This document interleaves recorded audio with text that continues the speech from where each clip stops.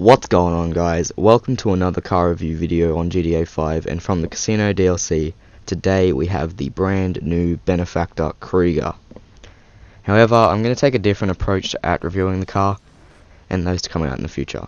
From now on, I'm going to try out some more in-depth reviews, checking out the car customizations, what it's like on the 3 base testing tracks I already use, and testing it out in a few stunt races. This is only a concept of what my reviews in the future are going to be like, but for now, let's check out the new Benefactor Krieger and see if it's worth its massive price, which we'll find out in a moment. However, firstly, I'd like to say, if you haven't done yet, go check out both my Instagram page and my Discord server. I'm trying to grow both of them up. I'll start hosting events such as multiplayer F1 multiplayer lobbies, GTA 5 racing lobbies, GT Sport open lobbies, car meets, etc. I'm also planning to start an F1 league on my channel, so if you're interested in that, check out my Discord and Instagram to get more info. Anyway, this car is expensive.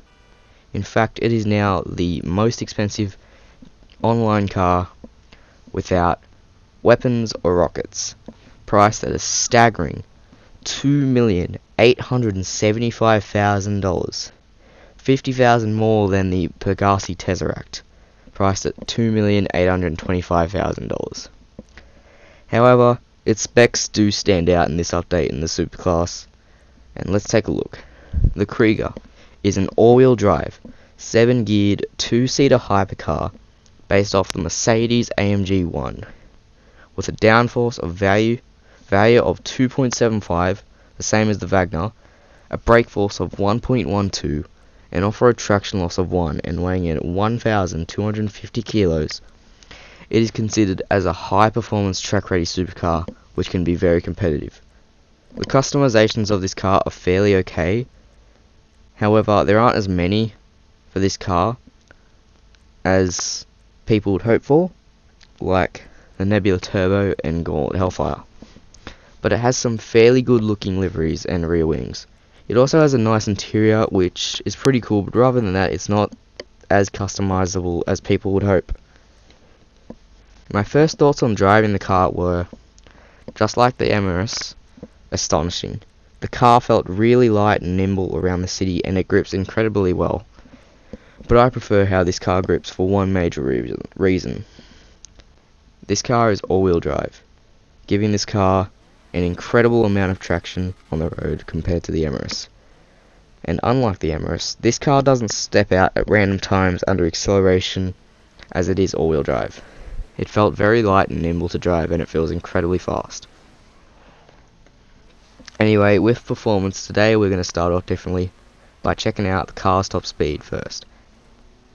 And, well, it's fairly competitive.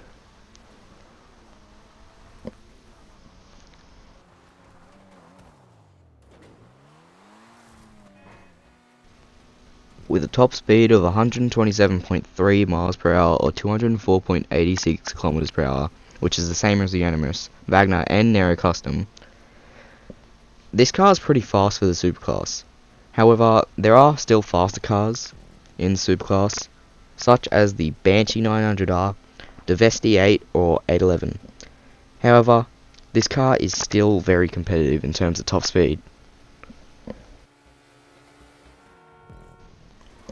Next up, we head to the Tongva Hill climb, and this car does very well here, with a lap time of 1 minute 10.972. This car is 3/10 faster than the Emirates, which is pretty impressive. I was very surprised that this car outpaced the Emirates so easily around here. It was fairly shocking, however, it wasn't a perfect lap time. But the car is still very impressive. There isn't too much I really need to say about this car, as it just flies around here. But it also does fly around the next track where we're going to, which is the Blaine County 24-hour short variant. The main reason that this car does go faster than the Emirates around here is because it's all-wheel drive, and it has a lot more traction around the corners than it does with the Emirates. Now we are at the Blaine County 24-hour, where this car puts in a lap time of 1 minute .000066, which honestly surprised me. How it's almost a second slower than the Emirates. The main reason I can say why here is because this car has much less more of a downforce value than the Emirates does. Did I say that right? Yeah. The Emirates has a downforce value of 3.5, where the Benefactor Krieger has a downforce value of 2.75. That's a massive gap, and when you've got two supercars that are competing for the king of the class, everything matters. Every little centimeter, every little decimal place matters. I was very surprised that this car was almost a second slower, but it still does very well around here. It's a very good car, and we're going to head over to some gameplay of a stunt race that I did, which I unfortunately didn't win because, well, you'll see at the end. But to sum this video up, this car is very good. In fact, this car is now one of the new kings for the Supers class. The Emirates, the Krieger, and I'm going to include the Devesti 8 for one reason. So as you know, when the Devesti 8 released, that car was overpowered for stunt races. Well, it's now got a challenger, and that's the Krieger. The Krieger being all-wheel drive, it gets a massive advantage in stunt races. And with its incredible top speed and incredible handling,